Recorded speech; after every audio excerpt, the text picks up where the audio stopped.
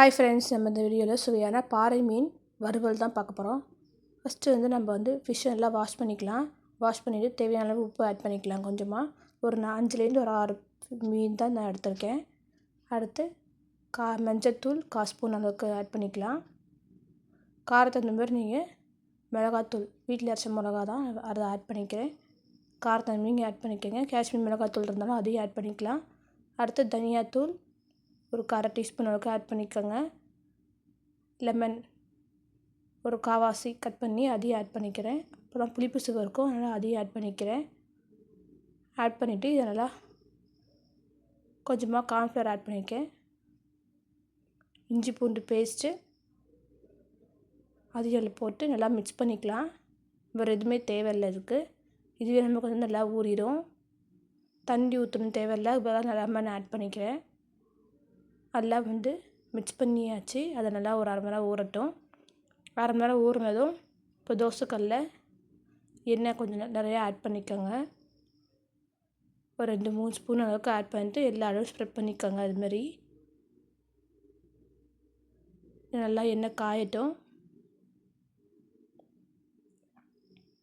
இப்போ எண்ணெய் காஞ்சதும் இப்போ ஒவ்வொரு துண்டாக நம்ம எடுத்து ஆட் பண்ணிக்கலாம். சிம்மில் வச்சுக்கோங்க. போடும்போதெல்லாம் சிம்மில் வச்சுக்கோங்க, இல்லைன்னா எண்ணெய் தெளிக்கும். இப்போ ஒரு 3 பீஸ் நான் ஆட் பண்ணியிருக்கேன். இதோட சிம்மில் வச்சுட்டு இப்போ கொஞ்சமாக எண்ணெய் ஆட் பண்ணிக்கோங்க. எல்லா இடமும் எண்ணெய் படுற மாதிரி சுற்றி ஆட் பண்ணிக்கோங்க.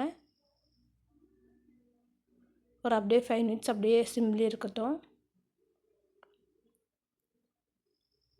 அதுக்கப்புறம் ஒரு 5 நிமிஷம் கழிச்சு இப்போ திருப்பி போடுங்க. நல்லா வெந்திருக்கும். நமக்கு எண்ணெய் இருக்க சைடு ஓரமாக வச்சிங்கன்னா சீக்கிரம் நமக்கு வெந்துடும். சிம்லேயே ஒரு 5 மினிட்ஸ் வச்சுருங்க.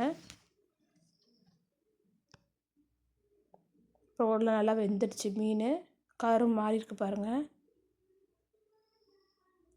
அவ்வளோதான், ரெடி ஆகிடுச்சு சுவையான பாறை மீன் வறுவல். சூப்பராக இருக்கும். இந்தமாரி பாறை மீன் வறுவல் டேஸ்ட்டும் சூப்பராக இருக்கும். நீங்களும் இதேமாரி வீட்டில் ட்ரை பண்ணி பார்த்துட்டு எப்படி இருந்துச்சுன்னு கமெண்ட் பண்ணுங்கள். Thank you friends.